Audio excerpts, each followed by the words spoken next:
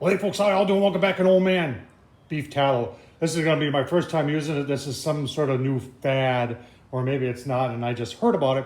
But apparently you're supposed to take this stuff and inject your meat. In this case, I'm going to inject some beef with it, some chuck roast. I don't know what I was thinking there. I'm going to inject some beef chuck roast with beef tallow. Put it on the old pellet grill there from Z Grills and see if it really makes a difference. This should be interesting. All right, there's our chuck roast. Here's our beef tallow. This is what it kind of looks like. If you're wondering what it is, they call it renderings. To me, it looks like fat. Apparently, you can store this stuff. You don't have to store it refrigerated. I had mine in the refrigerator, and you're saying, where did I get it? Got it off of Amazon. In fact, this is the cheapest one I could find on Amazon. I'll leave the link down below. It wasn't that much. Actually, I tell you what, let's take a look at the link. All right, that's what I got right there. That thing, 16 ounces was 15 bucks on sale, and that's on Amazon. I'll leave the link down below. I got my beef tallow heated up and got it in there, and I'm just starting the injection process. Getting in more, oh, jeepers creepers, Tom. I gotta heat up some more beef tallow. Doggone it. Try it again. Beef tallow going in. Jeepers is spraying all over the place. Maybe this is not the cut of meat you do this on. All right, I got some more. We'll do some more. I guess you get it. We're injecting our chuck roast with beef tallow. Well, I'm not sure how much I got inside it, but I got plenty on top of it. And then I put my seasoning. You know how I love this Farm 407, folks. If you like black pepper, holy smokes! And then a little bit of the White Lightning, Boar's Night Out. This stuff is double garlic butter. Oh man! If you're wondering what side up, I'm gonna go tallow side up on the Z Grills. Let's get her going. All right, smoke's starting to roll. Take a look at what we're using. We're using, these are oak pellets from Z Grills. I really like these, folks. They're solid oak. There's no fillers in there. There's a very good stuff. And you can see we're about a half an inch from the top. And we'll keep an eye on this and show you when we're done how many pellets it used. But this thing is kind of a pellet miser. Plus it's 78 currently outside, so it's not going to take a whole lot of pellets today. We're going to start probably at 225. Let it smoke for a couple hours. Get up to an internal of anywhere between 150 and 165. At that point, it'll go into that tray with the water. I'll dump out. I'll use the tallow that's in there along with some beef broth, cover it, and then take it up until it's tender, which will be anywhere from 205 to 218, 219, 220, whatever it takes to get it to pull. It's not, there's no magic number there. Every piece of meat is different. So we'll get it on next, give you a look-see. 225 is what we got set, and we're sitting right now at about 230. Dialing ourselves in, let's take a quick look at some nice smoke rolling there already. And there it is. Like I said, we're just gonna let this go, keep it closed, and I'll let this go a couple hours. Then I'll check it, give you a look-see. Got the Z Grill set at 225, 220 is what we're reading. Let's take a quick look. It's been about an hour. Oh yeah, look at that. Our tallow has now melted and it's sitting there on the top, so that's probably good for attracting smoke. And you can see some of it stripped down to the water pan, and we're just gonna keep on going there. We're probably gonna go about another 2 hours and then take a temp, maybe an hour and a half, take a temp, see what it is.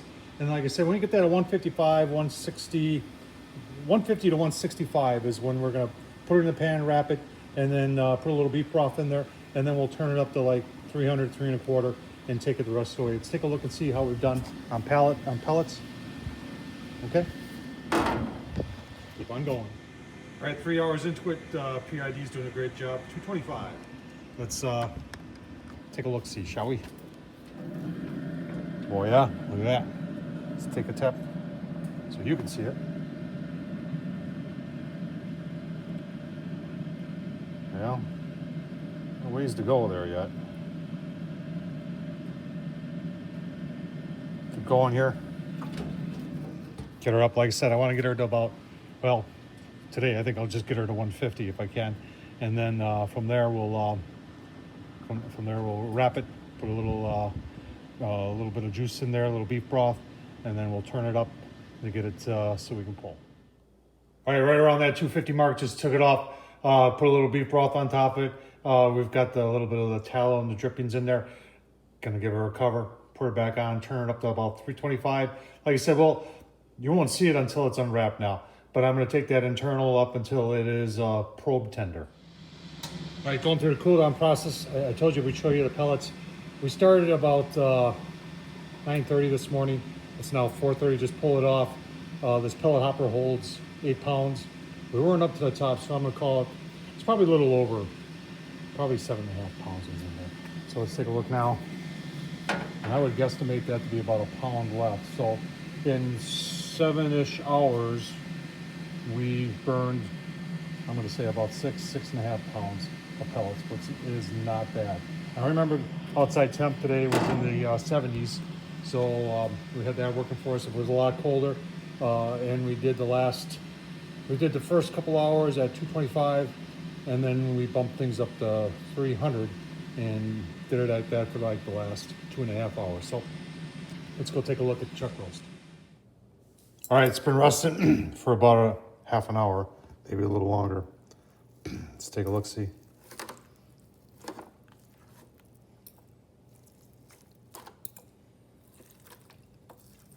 Yeah, look at that.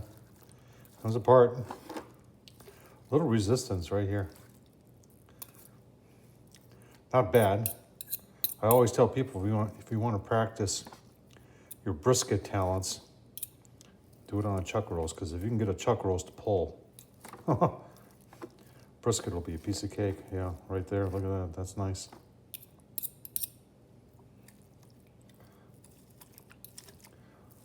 I mean, the whole thing pulls pretty nicely. I could have taken it out a little sooner.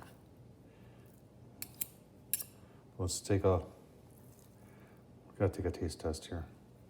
Remember, we got that beef tallow in there too. Nice smoke ring there. Look at that. Oh man, yeah. Tastes like chuck roast.